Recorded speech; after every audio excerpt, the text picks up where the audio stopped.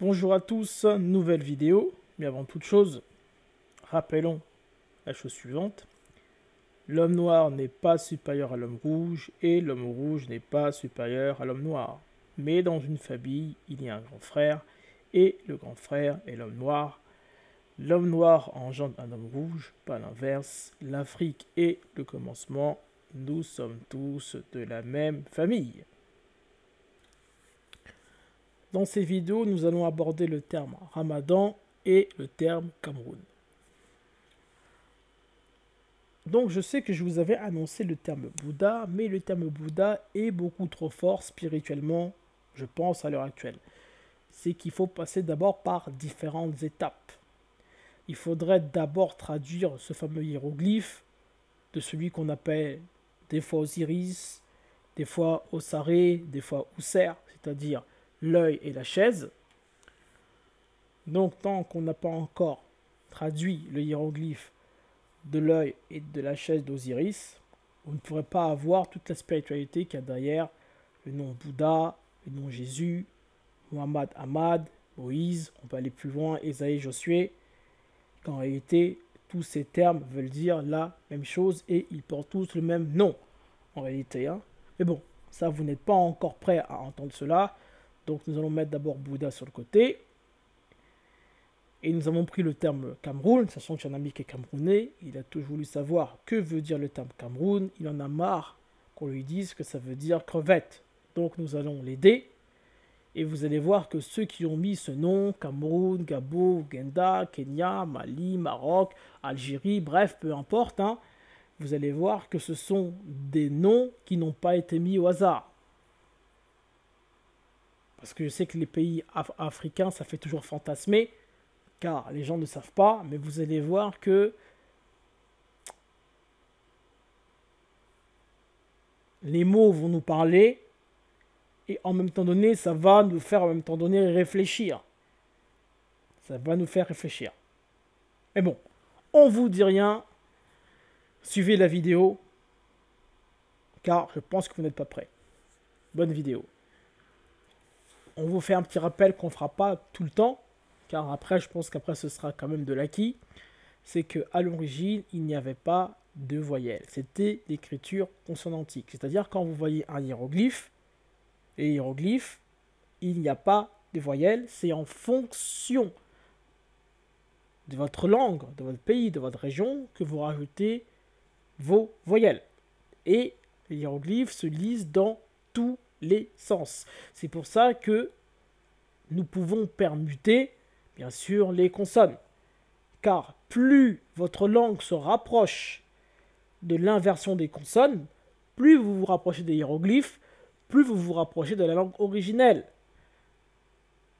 Et cette langue originelle, ce sont en réalité les langues africaines. Ça, nous l'avons vu à X reprises et nous l'avons démontré à X reprises. Et donc, toutes les langues sont les petites filles, sont les filles des langues africaines. La conjugaison française, les choses en anglais, ce que vous apprenez en anglais, en allemand, peu importe, en japonais, peu importe. Ok? Tout vient des écritures hiéroglyphiques. Ça, il faut bien le comprendre.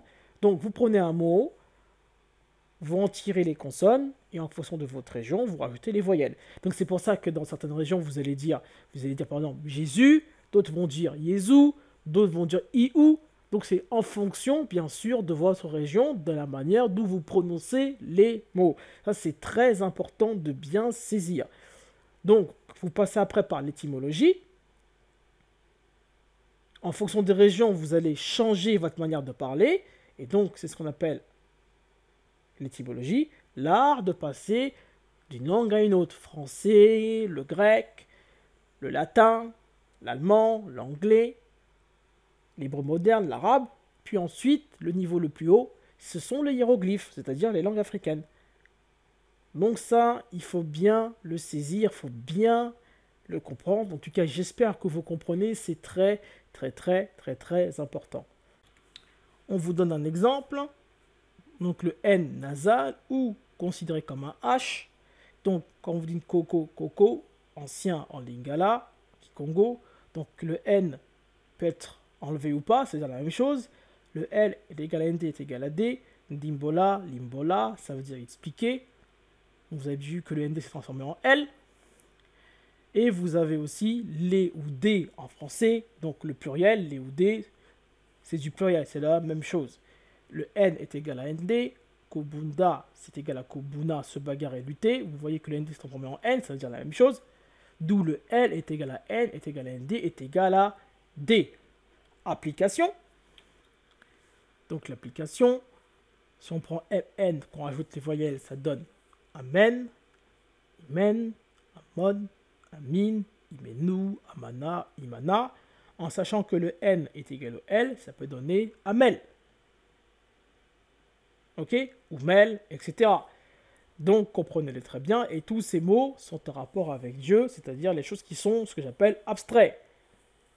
L'intelligence, la sagesse, la foi, la conscience, l'espérance, la vie, le cachet, l'omniscience, etc., etc. Donc quand vous dites Amen, quand vous dites Amin, ou quand vous dites, entre guillemets,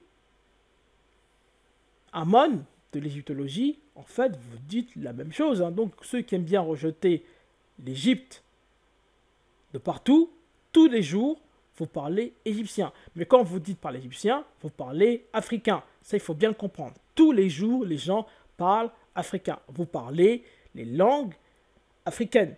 Tous les jours. Vous parlez, entre guillemets, en mathématiques, vous parlez des dérivés de langue africaine. Il faut bien le saisir. Première source. Lisons. Origine. Le nom Ramadan a été donné au 9e mois dans le monde arabe, bien avant l'arrivée de l'islam. Le mot lui-même est dérivé de la racine sémitique RMD, composée de Ra, Min et Momo, qui désigne la chaleur de l'été. Pour M. Blesner, elle indique que dans le calendrier lumisonnaire pré-islamique, le mois tombait en été. Pour l'encyclopédie de l'islam, seulement 2 mois séparent le Ramadan d'un autre mois, dont l'étymologie pourrait être liée au froid.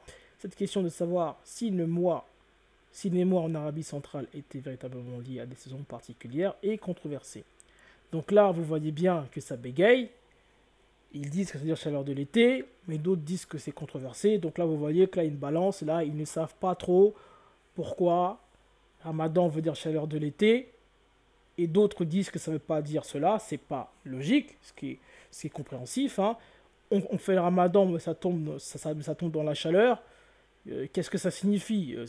Qu'est-ce que ça veut dire? Donc c'est controversé. Et c'est là qu'on voit que, à l'origine, la langue n'est pas la leur. Forcément, si la langue était la vôtre, forcément, vous aurez traduit facilement le terme Ramadan. Mais vous voyez que ils ont du mal. Donc là, on prend une autre source. On regarde Ramadan ou Ramazan. Donc là, on voit que notre étymologie est bonne. Quand on dit le D égale le S égale le Z égale le T. Donc là, vous voyez bien que des fois on dit Ramadan, des fois on dit Ramazan. Donc ça respecte bien notre étymologie. Donc là, on sait qu'on est bon. On sait que niveau étymologie, on est solide. Ok? Donc ensuite, ici, ils nous disent que arabe, Ramadan, mois de la grande chaleur de Ramad, être réchauffé. Ainsi dit parce que primitivement, il est arrivé quand le soleil est dans toute sa force. L'année arabe est vague. Donc ils ne savent pas, d'où ça vient, ça bégaye.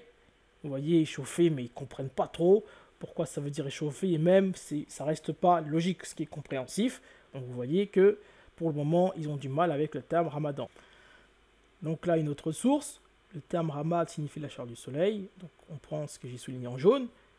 Les lexicologues qui disent que ce mois a été appelé Ramadan, étant donné qu'il survient durant la saison chaude, ont selon moi tort, car ce mois n'intéresse pas uniquement l'Arabie. Le Ramad le Ramad spirituel est en fait l'engouement et l'énergie spirituelle, à notre sens de Ramad, et la chaleur qui réchauffe la pierre. Le Messie promis et Imam Al-Mahdi, Malfouza, volume 1, page 136.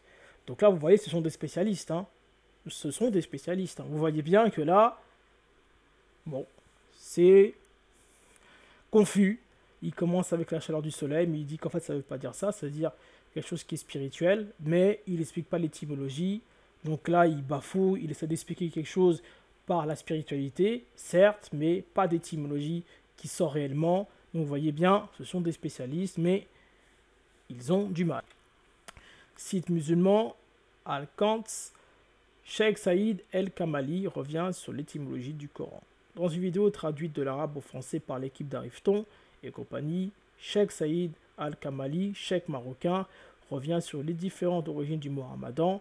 Si toutes ont un rapport avec la chaleur, celle qui brûle, l'étymologie précise du terme varie selon les sources. Nous répétons, l'étymologie précise du terme varie selon les sources. Donc vous voyez que même les grands spécialistes, ils viennent bien sûr sur les chaînes télévisées, ils font des grands discours, mais quand on leur demande des choses spécifiques, le thème Ramadan, malheureusement, ça reste mystérieux. Cet exercice va nous prendre 2 minutes. 2 minutes. Vous allez voir que avec ça, on va aller déjà beaucoup plus loin que les savants, en 2 minutes. Ramadan, les racines sont R, M, D, N. Donc si on isole le R, isolons juste le R, on le met un peu sur le côté. Donc, on rajoute, en tout cas, on laisse MDN, on rajoute les voyelles, ça nous donne Madian, Médan. Que veut dire Madian et Médan? Il faut savoir que Madian et Médan sont des fils de Abraham qu'il a eu avec Ketura, pour ceux qui s'y connaissent bibliquement. Et aussi, Madian, ou Madianite, est également cité dans le Coran. Donc déjà, nous savons déjà dans quoi nous allons. Donc si nous regardons juste la signification de Madian, Médan, bibliquement et coraniquement, on va déjà savoir, entre guillemets, que veut dire le terme Ramadan. Juste en faisant ce genre d'analyse. Très simple. Ensuite, nous savons que le M est égal au N. Sombre. Et nous avons vu que le N est nasal et considéré comme un H. Donc on peut l'enlever. Donc ça donne des N si on enlève le M. Et si on ajoute une voyelle, ça donne Dan. Qui est Dan? Pour les gens qui connaissent, Dan est un fils de Jacob. Il fait partie de ce qu'on appelle les 12 tribus d'Israël. Mais que veut dire Dan? Qui est Dan? Dan est un juge. Donc déjà, rien qu'avec cela, juger, qu'est-ce qu'est le Coran? Vous comprenez déjà où on va partir? Et juste en faisant ce genre de méthode, quand vous ne comprenez pas un mot, isolez les choses qui vous paraissent entre guillemets compliquées, mettez des voyelles sur les choses un peu plus faciles, et déjà, ça vous éclaire dans quoi vous allez vous embarquer. Ça nous a pris 2 minutes. Donc regardez bibliquement, en hébreu, Madian ou Madianite, lutter, disputer. Ah, pas mal. On est déjà meilleur que les savants musulmans, là déjà. Lutter, disputer. Oula, déjà on est meilleur. Fils d'Abraham par Ketura et fondateur de la tribu des Madianites ou Arabes. Donc là, il y a quelque chose de faux. Les Madianites ne sont absolument pas des Arabes, mais vraiment pas du tout. Nous avons trouvé dernièrement où est situé Madian. Et je peux vous garantir que ce ne sont absolument pas des Arabes. Et vous allez même voir que la réponse, nous l'avons trouvée dans le Coran. Mais c'est un code caché. C'est de la très très haute sagesse. C'est de la très très haute sagesse. Mais grâce au Coran, nous avons situé Madian. Donc on vous donne un petit indice. MDN, si vous rajoutez les voyelles, en français, ça donne médiane. Regardez dans le dictionnaire, qu'est-ce qu'est une médiane? Le terme din, DN, juger, contester, plaider, agir en juge, rendre un jugement, plaider une cause, défendre, contester, lutter, être en lutte, en querelle. Oh là là là là, c'est magistral. Quand je vois ça, quand c'est fluide comme ça, c'est magistral. Cela nous a pris 5 minutes et déjà, vous avez quasiment toute la totalité de l'étymologie du terme Ramadan. Juste en faisant par étapes. Juste en passant par l'hébreu moderne. Juste l'hébreu moderne nous donne déjà des réponses. Vous voyez comment l'étymologie, comment les mots parlent. C'est incroyable. Sourate 28, verset 22, on est allé dans le Coran. Et lorsqu'il se dirigea vers Madian, il dit « Je souhaite que mon Seigneur me guide sur la voie droite ». On raisonne toujours en hiéroglyphes, livre spirituel, livre africain, tout ce qu'il y a autour, bien sûr, veut dire le terme qu'on recherche, c'est-à-dire Madian. Madian veut dire diriger, guider, être droit. Être droit, c'est être centré. Regardez comment les mots nous parlent. On vous parle, que veut dire le terme Ramadan, diriger, guider, être droit, être centré. Être à la fin du Ramadan, logiquement, les gens doivent être à la fin équilibrés, être droit. C'est le rôle du Ramadan. On vous donne les réponses sont devant leurs yeux et ils ne le voient pas car ils ont un mauvais raisonnement de l'écriture alors que les réponses sont situées directement dans le Coran. Et en même temps donné ici, dans cette phrase, vous avez l'emplacement exact de Madian. Mais là, c'est en hiéroglyphe, comme on nous a dit, c'est codé. Mais si vous comprenez ce que veut dire cette phrase, vous avez absolument tout compris. Si on va du côté des synonymes du terme dirigé, regardez comment c'est exceptionnel. Acheminer, éclairer, incliner, déterminer, focaliser, centrer, éduquer, guider, maîtriser, présenter, orienter, mais pointer, tout ce qu'il faut faire pendant le Ramadan. Comprenez-le bien, là, c'est de la très très haute sagesse. Et si on traduit ça dans les langues hiéroglyphiques, vous allez voir que l'étymologie va être la même. Mais c'est vraiment incroyable comment les mots nous parlent, comment les langues hiéroglyphiques vous parlent, comment les messages qui sont codés à l'intérieur, vous n'imaginez même pas. Ça nous a pris juste 10 minutes, un quart d'heure, juste en faisant des analyses. C'est vraiment exceptionnel. Donc, Sourate 2, verset 185, sachant que le terme Ramadan apparaît une seule fois dans le Coran, c'est dans cette sourate-là. Donc, on raisonne toujours en hiéroglyphe quand vous voulez rechercher quelque chose. Donc, le thème ici, c'est Ramadan. Donc, vous regardez les hiéroglyphes en droite à gauche, gauche-droite. Vous prenez et vous verrez, ça correspond à la définition du mot que vous cherchez. Et donc là, moi, guide, preuve, direction, discernement, jeûne. Et ça correspond à quoi? Ça correspond au terme qu'on a vu tout à l'heure, le terme Madian. Donc vous voyez que tout cela se corrèle très bien. Mais vous allez me dire, et Nishi, il y a le Tamara au début, vous allez voir comment l'étymologie fonctionne. Mais déjà, quand vous isolez les choses, vous commencez à voir en fait où est-ce qu'on va en venir. Rappel un peu de l'étymologie, même si je pense que ça commence un peu à rentrer. En tout cas, j'espère. Le L est égal au K, est égal au G, est égal au H, est égal au R. Ça, ce sera une étymologie qui sera toujours présente. Le M est égal au N, est égal au H, on l'a vu. Nasal. Le D est égal au S, est égal le T est égal au Z, on a déjà vu X fois. Le L est égal à ND, est égal à D, ça on l'a vu tout à l'heure. Nouvelle étymologie qu'on ne vous a pas donnée. Le Y est égal au L. Exemple, Yoto, Loto, Gep. Donc vous voyez que le Y se transforme en L. Donc le Y est égal au L, K, G, H, R, bien sûr, ça va dans tous les sens. Le K est égal au R, etc., etc.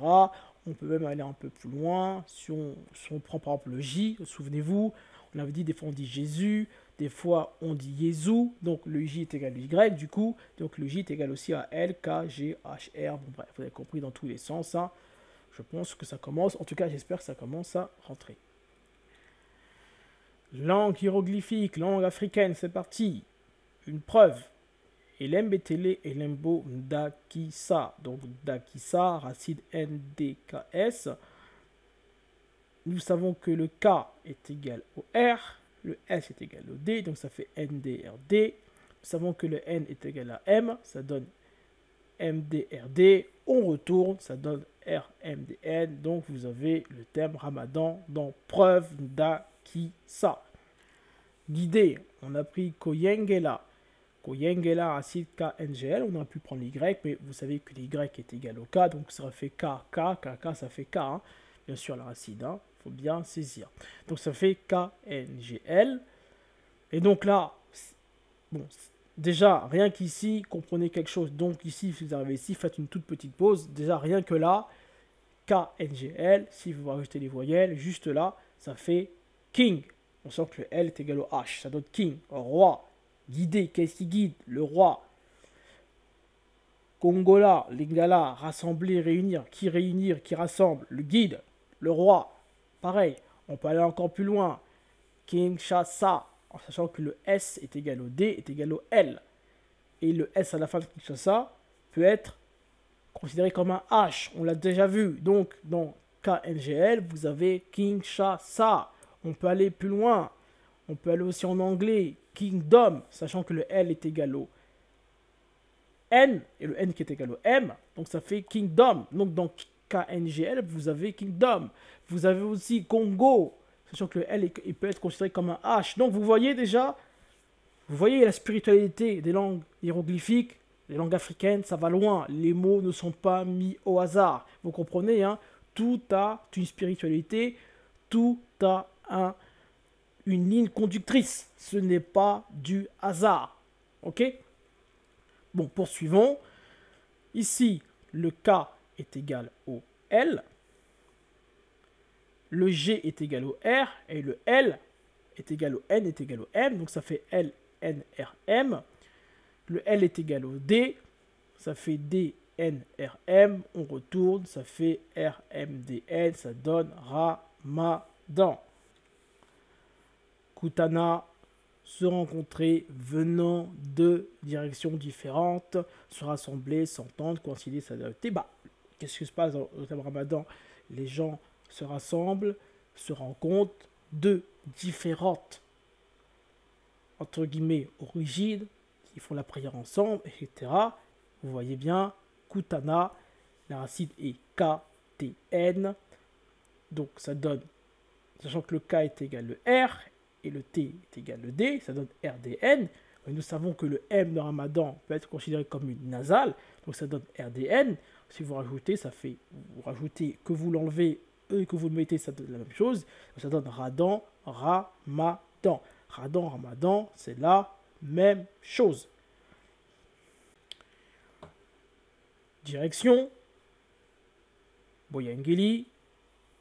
Le Bo, c'est tout simplement le préfixe, donc on peut l'enlever, donc Yangeli, donc c'est pareil comme tout à l'heure, hein, c'était Koyangeli, mais là, du coup on a pris le Y, donc là les transformations vous avez compris, hein, donc pas la peine de vous rappeler, ça donne Ramadan, donc vous comprenez, guidé, c'était Koyangela, Yangela, sachant que le Ko c'est ER, Yangeli, Yangeli, Yangela, même racine consonantique, direction, guidé, c'est la même chose, et là on vous montre comment les langues hiéroglyphiques sont en train de dérouler leur sagesse. Yengela et Yengela, Yengela, encore lui. Mais vous allez me dire, mais pourquoi la chaleur? Pourquoi il a la même racine que la direction, le guide? Nous allons leur expliquer pourquoi il dit chaleur. On va leur expliquer tout simplement, eux qui n'arrivent pas avec l'étymologie. C'est très simple.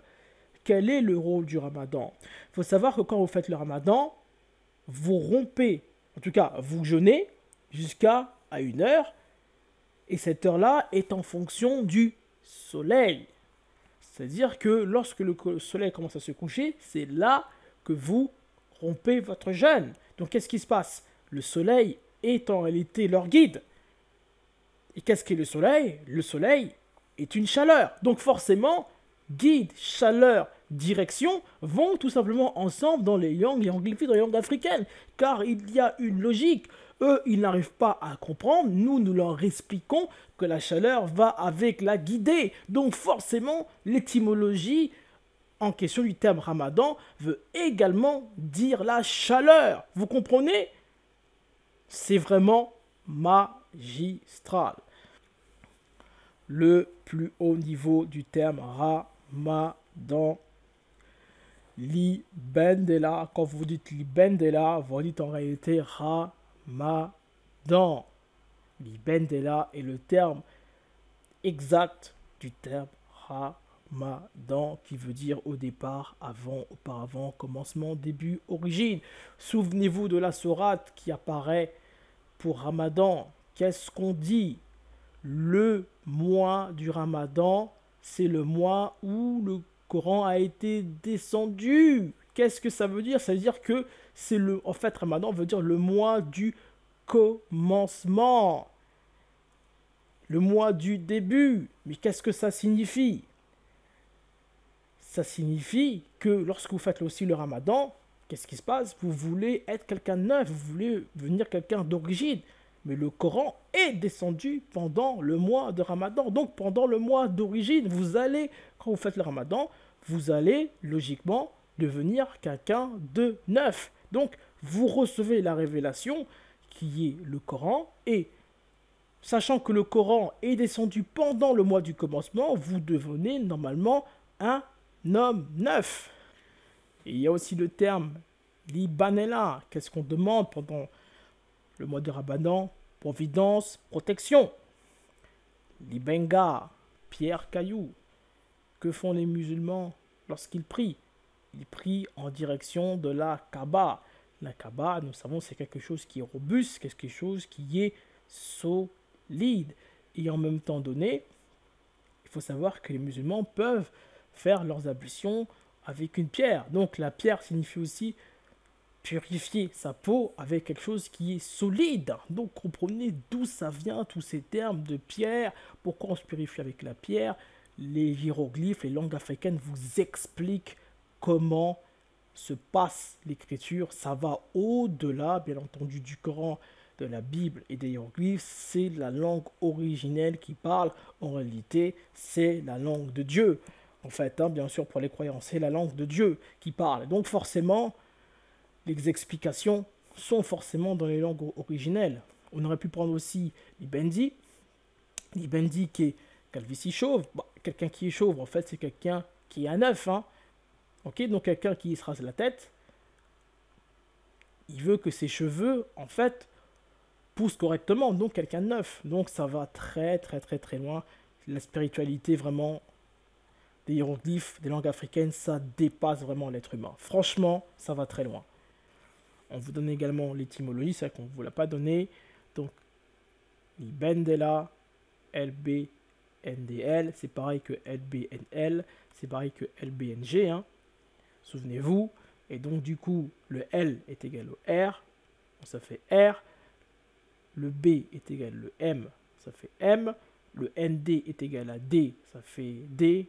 Et le L est égal à N, ça fait RMDL.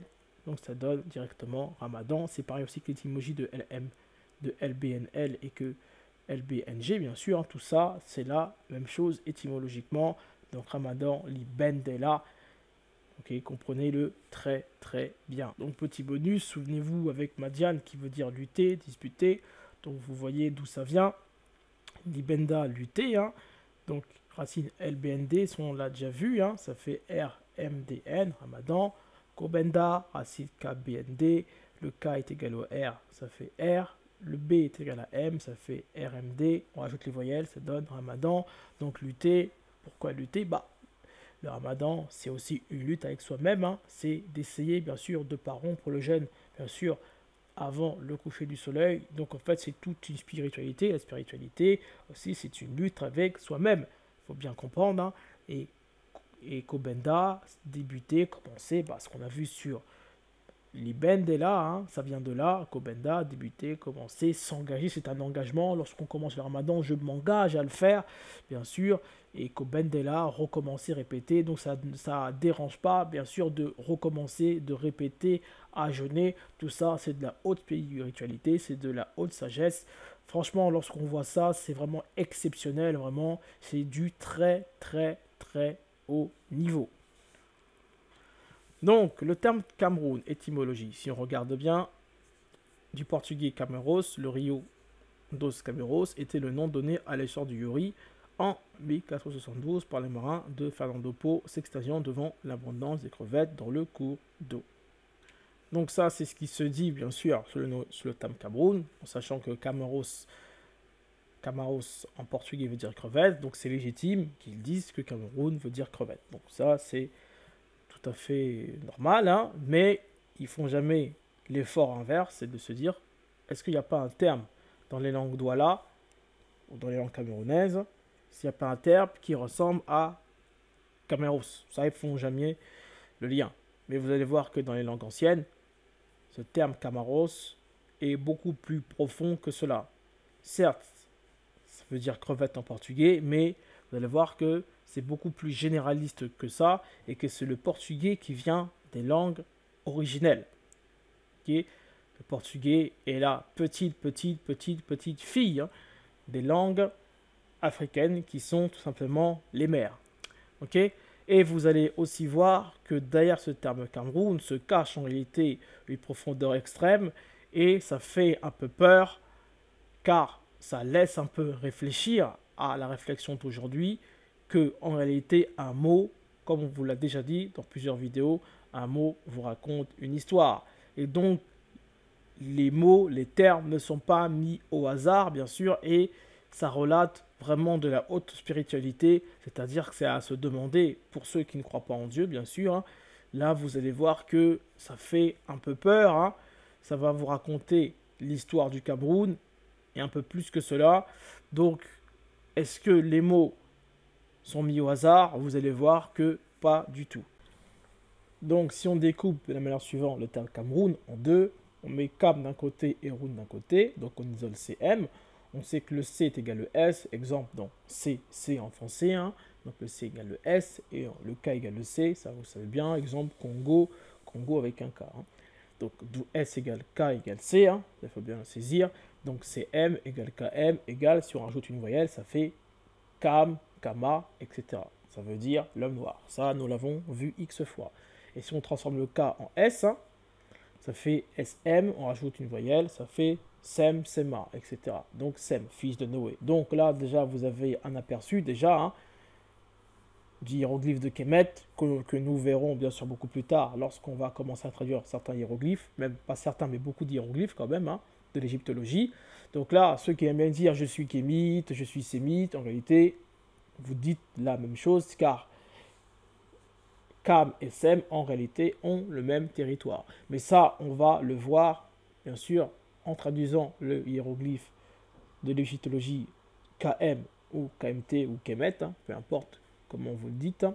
Vous avez compris la racine hiéroglyphique, donc la racine des consonnes KM ou KMT, sachant que le T à la fin, pour l'égyptologie, est considéré comme féminin, mais également le T à la fin, on sait très bien que le T, comme le S, ne se prononce pas. Donc c'est la même chose. Hein. De toute façon, on a déjà fait des vidéos dessus. Et donc quand on vous dit Cameroun, quand vous dites Cam, déjà vous dites l'homme noir, les Camerounais sont noirs, donc ça, il n'y a rien d'exceptionnel. Mais quand vous rajoutez Roun, quelle est l'ampleur du mot? Qu'est-ce que veut dire en fait Roun derrière? Donc, Cam, l'homme noir, mais quand vous rajoutez Roun, où par le mot, que veut dire ce fameux terme Roun? Donc, l'homme noir ajouté avec Roun, qu'est-ce que cela cache? Vous allez voir tout de suite. Donc, première approche de ce fameux terme Cameroun, Kamundele. Écoutez bien la prononciation, Kamundele. Racine K-M-N-D-L. Nous savons que le ND est égal au L, ça fait K-M-L. Nous savons que le L en première intention est égal au R, ça fait K-M-R-N. Et nous savons que le N est égal au D est égal au S, ça fait K-M-R-R-S. Donc la version portugaise, bien sûr. Donc vous avez Cameroun et vous avez Cameros, hein, bien sûr, en portugais. Donc regardez, brochette, viande à braiser, grillade. Donc comprenez très bien ce qui se passe. Faites une petite pause. Regardez comment les langues hiéroglyphiques vont. Vous avez sur un côté Cam, qui veut dire noir. Quand vous rajoutez Ndele, quand vous rajoutez RN, ça vous fait en fait quelque chose qui va noircir. Quand vous dites une brochette, une viande, un braisé grillade, c'est quelque chose qui va commencer à brûler. Donc quelque chose qui va commencer à noircir. Donc comprenez bien la spiritualité qu'il y a derrière dans ce fameux terme quand on dit crevette. Ça vient de Kamundele et vous voyez déjà que comment les langues hiéroglyphiques parlent, comment c'est composé de la racine Kam, donc forcément c'est quelque chose qui va noircir. Mais ce n'est pas terminé. Donc quasiment le plus haut niveau du terme Cameroun, Kamola, comprimé, exprimé, essoré, pressé, tordre, trait, relayer, remplacer ou aider momentanément. La racine est KML. Si on considère le N comme un H, donc ça fait KML.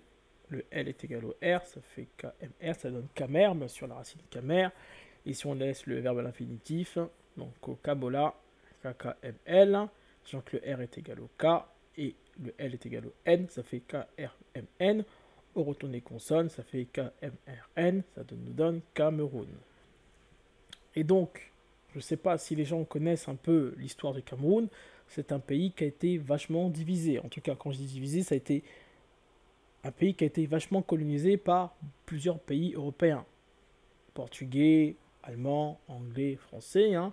Donc c'est pour ça que c'est un pays multiculturel au Cameroun. C'est pour ça qu'il y a énormément de langues. Je me demande même si c'est pas l'un des pays qui possède le plus de langues diverses dans leur pays. Hein. Parce que vous avez une partie qui parle français, une partie qui parle anglais, une partie qui parle entre guillemets camerounais plus l'anglais, plus français plus camerounais, bref, ça donne bien sûr beaucoup de dialectes, bien sûr, hein. Au Cameroun c'est vraiment énorme, là-bas, et donc, si vous regardez bien l'histoire du Cameroun, et si vous regardez bien les définitions des mots que nous avons à l'écran, bah en fait ça explique tout simplement l'histoire du Cameroun, hein. Il faut savoir que le Cameroun, si vous suivez bien nos vidéos, le Cameroun est dans le pays d'Israël, le pays des Juifs, que décrit Pierre Davati. Donc les Camerounais sont des Hébreux à l'origine, hein, sont des Juifs à l'origine. Donc forcément, les Juifs qui, à l'heure actuelle, disent qu'ils sont Juifs, bien sûr, sans les vexer. On n'est pas là pour vexer les gens, bien sûr. Hein. Ils font ce qu'ils veulent, tout le monde fait ce qu'il veut, bien sûr. Hein. Ça, on ne critique personne. Il faut bien saisir, bien sûr, ce que nous sommes en train de dire. Ce n'est pas de leur faute si leurs ancêtres leur ont raconté n'importe quoi. Ça, après, ça regarde qui il veut. Hein. Ça, il faut bien saisir. Le contexte n'est pas un contexte forcément religieux et de dénigrer les autres. Hein. Ce n'est pas le but de nos vidéos. Le but de nos vidéos, c'est de dire tout simplement la vérité. Il faut bien saisir. Et donc, là, si vous voyez bien, remplacer momentanément, c'est ce qui se passe chez les Camerounais. Et aussi, le fait également que les Européens sont venus, bien sûr, coloniser leur pays, c'est ce qui s'est passé. Ok ? Donc ça, en fait, il faut bien saisir, il faut bien comprendre. Et c'est pour ça que des fois, c'est pour ça que des fois, on prend du recul, nous aussi, parce que ça fait un peu peur. C'est que lorsqu'on cherche des mots, des définitions, par exemple, de pays, ça fait peur, car en fait, on croit que c'est du hasard. On croit que ceux qui ont mis ces termes en question font partie du hasard, mais lorsqu'on regarde, on remarquera que ce n'est pas du hasard, et c'est là que ça fait un peu peur. Donc, pour par exemple quelqu'un qui est non-croyant, il va se dire, mais attends, Enishi, je pense qu'il fait ça comme ça, c'est pas possible. C'est ouais, il essaye de gratter les choses. Non, je ne gratte pas. Vous allez même voir lorsqu'on va étudier les hiéroglyphes, c'est pareil. C'est des choses qui sont spirituelles et ça fait un peu peur. Les Égyptiens, entre guillemets, quand les Égyptiens, c'est les hommes noirs, ils avaient un niveau qui était vraiment, vraiment supérieur. C'est rien comparé à nous aujourd'hui. Nous, aujourd'hui, pour traduire les hiéroglyphes, les hiéroglyphes, par exemple, c'est récent. Et même quand c'est récent, on a du mal avec les hiéroglyphes. Vous comprenez donc, nous qui croyons que nous avons une intelligence supérieure vis-à-vis d'eux, mais je vous dis vraiment pas du tout. Au contraire, ça descend de plus en plus.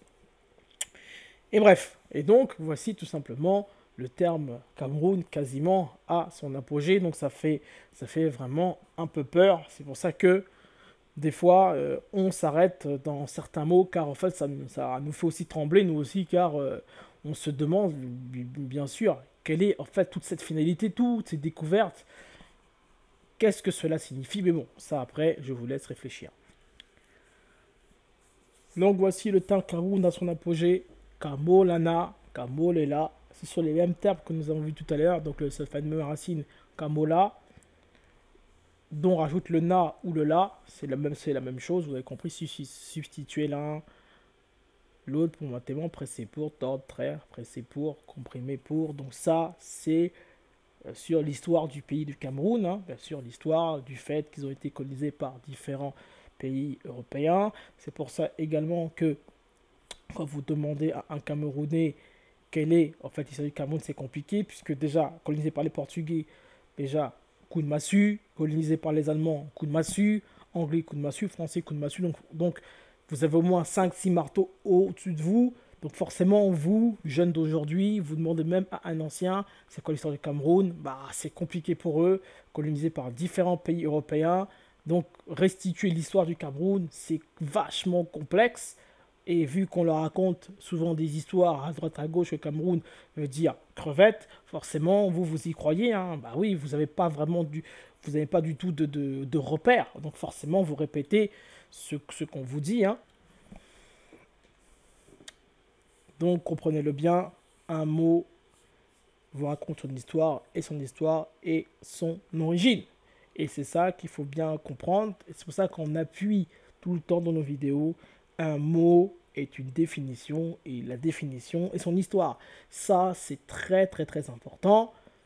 C'est pour ça que des fois, c'est malheureux lorsque je suis dans les forums, c'est malheureux de voir tout le racisme qu'il y a autour des personnes. C'est vachement dommage, je trouve, c'est dommage.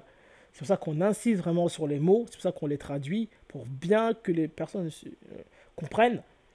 C'est qu'il faut aller au-delà de votre racisme envers une communauté, envers quelqu'un ou envers quelqu'un d'autre. S'il faut bien comprendre les mots, quand vous dites Cameroun, quand vous dites arabe, quand vous dites Inde, quand vous dites France, quand vous dites Gaule, etc., on verra beaucoup plus tard, il faut comprendre de quoi on parle, il faut comprendre de quoi on s'agit, de quoi il s'agit, pardon. Les mots ont une importance capitale, et c'est très capital, et ça, on insiste vraiment. Nous sommes nés au XXIe siècle, on ne représente absolument rien, ok? On ne représente absolument rien. Ça, il faut bien le saisir. C'est que plus on avance dans l'histoire, moins on sait bien parler. C'est ça, en fait, ce que ça veut dire. Hein. Moins on sait bien parler. Donc, on perd beaucoup de la valeur des mots. C'est ça. C'est ça qui est malheureux. C'est pour ça que nous, notre rôle, c'est de refaire valoir les mots. Il faut refaire valoir les mots. Il faut bien comprendre les mots. C'est très, très, très important. Et nous appuyons là-dessus. En tout cas, j'espère que vous le ferez. Il faut toujours aller au-dessus de Wikipédia. Il faut toujours aller au-dessus de TF1, de Arte, de France 2, de France 3. Toujours aller plus haut, toujours aller plus loin, toujours aller plus haut que l'égyptologie, toujours aller plus haut que Enishi Ezalela, toujours aller plus haut, toujours. C'est important, c'est très important. La culture générale, ça se cultive. C'est quelque chose qui va toujours au-delà. C'est très, très, très, très, très, très, très important. Petit récapitulatif de tout ce que nous avons appris aujourd'hui. Le thème Ramadan vient de Libendela, Libenda, Kobenda, qui veut dire débuter, commencer, s'engager, lutter, etc., etc. Donc, si on va dans la Sourate 2, verset 185, donc on peut remplacer Ramadan par le mois du commencement au cours duquel le Coran a été descendu. Le mois de l'engagement, le mois qui débute. Vous voyez bien que ça fonctionne. Et vous voyez bien que l'étymologie est parfaite. Nous avons vu aussi le terme Cameroun, qui vient de Kamolana, Kamolela, qui veut dire pressé, traire, être remplacé, grillé, noir. Et qui raconte l'histoire du pays.